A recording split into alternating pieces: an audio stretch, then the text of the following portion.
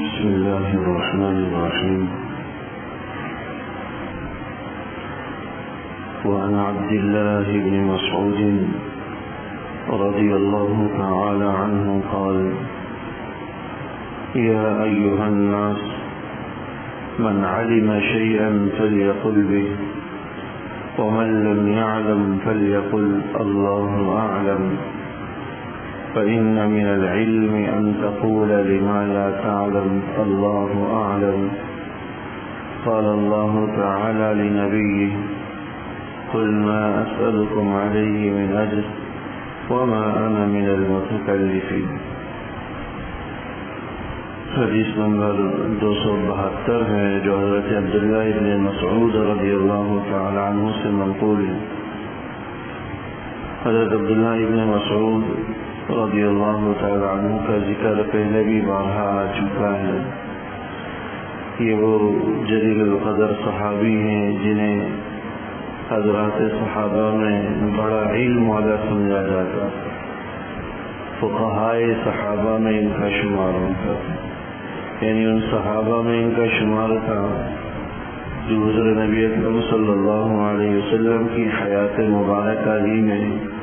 فتویٰ دیا کرتے تھے، لوگوں کو مسئلے مسائل بتایا کرتے تھے۔ ایک دفعہ فرمایا کہ یہ لوگوں من علم شیئا فلیقل به، کہ جس کسی کو کوئی علم کی بات معلوم ہو، کوئی مسئلہ معلوم ہو اور کوئی دریافت کرے وہ مسئلہ اور معلوم بھی ہے تو فلیقل به، تو اسے بتلا دینا چاہیے۔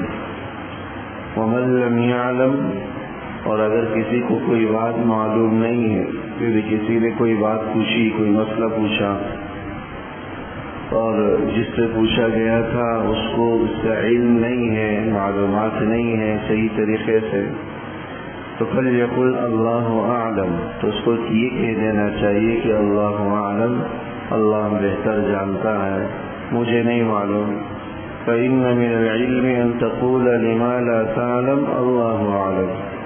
کیونکہ اللہ اعلم کہہ دینا یہ بھی علم کا ایک حصہ ہے، یہ بھی علم کا ایک حصہ ہے، گویا کہ اس کو بھی علم قرار دیا انہوں نے، کیونکہ اللہ جل شانہ قرآن کریم میں اپنے نبی سے فرماتا ہے: قل ما اسألکم علیہ من اجر، کہ پیغمبر آپ کہہ دیجئے کہ میں تم لوگوں سے اس دین کی دعوت کے حوالے سے کسی قسم کی اجرت کا مطالبہ نہیں کرتا کہ تم مجھے پیسے دو۔ وما انا من المتکلفین، اور نہیں میں تکلف کرنے والوں میں سے ہوں۔ تکلف کرنے والوں کا مطلب جو معلوم ہوتا ہے بتلا دیتا ہوں، جو نہیں معلوم ہوتا ہے اس کے علم کو میں اللہ کے سپرد کر دیتا ہوں کہ اللہ بہتر جانتا ہے، کیونکہ اللہ تو ہر چیز کا علم رکھتا ہے، کوئی چیز اللہ کے علم اور احاطے سے باہر۔ یہ بڑی اہم حدیث مبارکہ ہے، خصوصیت کے ساتھ علماء اور دین کا علم رکھنے والوں کی طرف متوجہ ہوتی کہ لوگوں کا رجوع ان کی طرف کثرت سے ہوتا ہے، لوگ مسئلے مسائل کے اندر ان سے رجوع کرتے ہیں، معلومات لیتے ہیں۔ اب کوئی بھی صاحب علم مکمل نہیں ہوتا، ایسا نہیں ہوتا کہ اس کو دنیا جہاں کے سارے مسئلے مسائل کا علم ہو، کبھی کوئی بات معلوم ہوتی ہے تو کبھی کوئی بات معلوم نہیں ہوتی۔ وفوق كل ذي علم علیم، قرآن کہتا ہے کہ ہر علم والے کے اوپر اللہ نے کوئی علم والا رکھا ہے، تو کوئی اللہ کا علم واحد علم ہے جو مکمل ہے، کامل ہے، جس میں ہر چیز کا احاطہ کر رکھا ہے۔ اس کے بعد سب سے زیادہ علم انبیاء کرام علیہ السلام کو حاصل ہوتا ہے اور اس کے بعد علماء کو، لیکن ہر ایک صاحب علم سے اوپر علم والا موجود ہے، وہ بھی دین کا ایک بڑا حصے کا علم تو رکھتے ہیں، لیکن تمام باتوں کا علم، تمام مسئلے مسائل کا علم وہ ہر ایک کو حاصل نہیں ہوتا۔ تو اگر کوئی ایسا مسئلہ کسی صاحب علم سے پوچھا جائے جو اس کو معلوم ہو تو فلیقل به، تو اچھی بات ہے، اس کو بتلا دے اگر صحیح معنوں میں اس کا علم، کیونکہ رہنمائی کرنے والا بھی حدیث میں آیا کہ الدال علی الخیر کفاعل، کہ رہنمائی کرنے والا بھی ایسا ہی ہے گویا کہ خود اس نے وہ عمل کیا ہو، تو اس پر بھی اللہ جل شانہ کی طرف سے اجر و ثواب۔ لیکن اگر بالفرض وہ مسئلہ اسے معلوم نہیں، اس کا صحیح معنوں میں اس کو علم نہیں ہے، تو شرما شرمی میں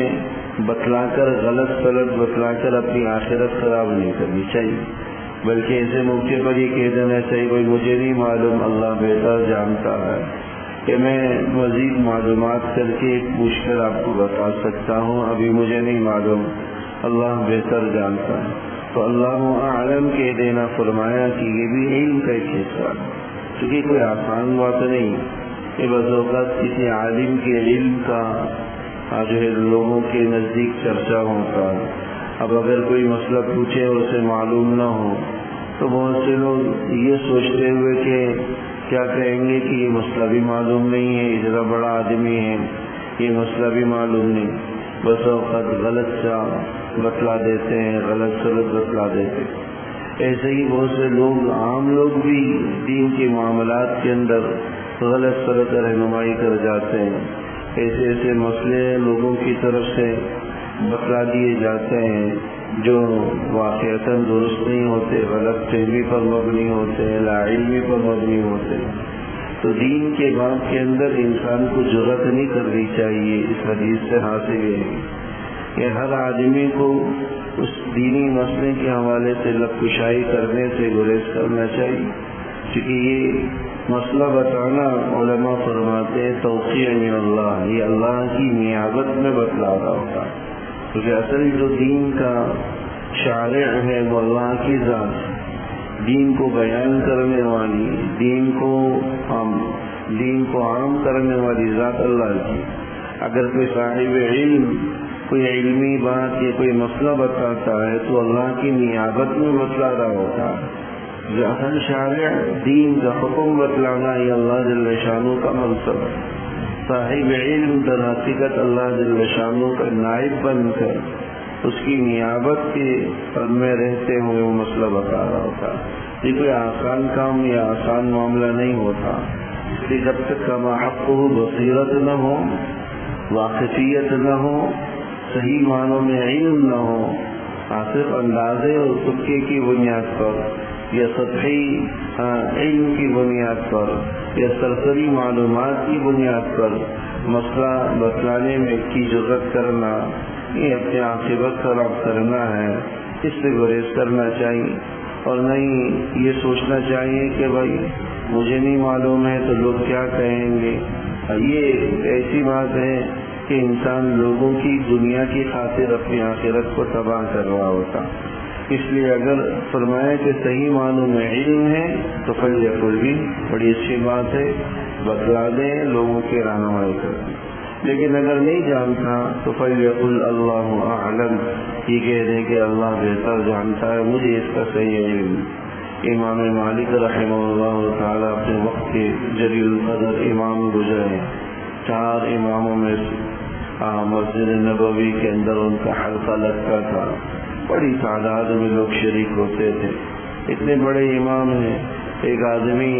ہزاروں میل کا سفر کر کے چند مسائل پوچھنے کے لیے امام مالک کی خدمت میں آتا ہے، آپ کے علم کی شہرت سن کر یہ بڑے عالم ہیں، وقت کے سب سے بڑے عالم ہوئے، امام مالک رحم اللہ کی خدمت میں آ کر وہ مسئلے پوچھتا ہے تو آپ کہتے ہیں بھائی مجھے یہ مسئلہ معلوم نہیں ہے، اللہ بہتر جانتا۔ وہ کہتا بھی میں تو اتنے دور سے آپ کے علم کی شہرت سن کر آیا ہوں،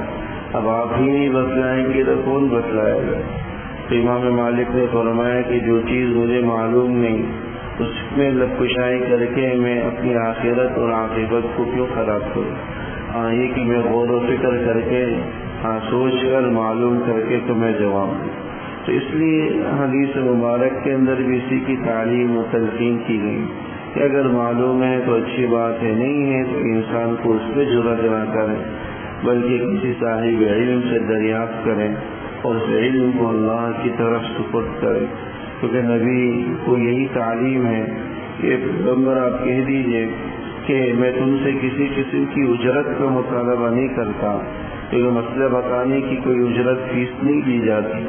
وما انا من المتکلفین، اور نہیں میں تکلف کرنے والوں میں سے ہوں، یہ معلوم نہ بھی ہو تب بھی بتکلف تمہیں بتلاؤں، اگرچہ وہ غلط سلط ہی کیوں نہ ہو۔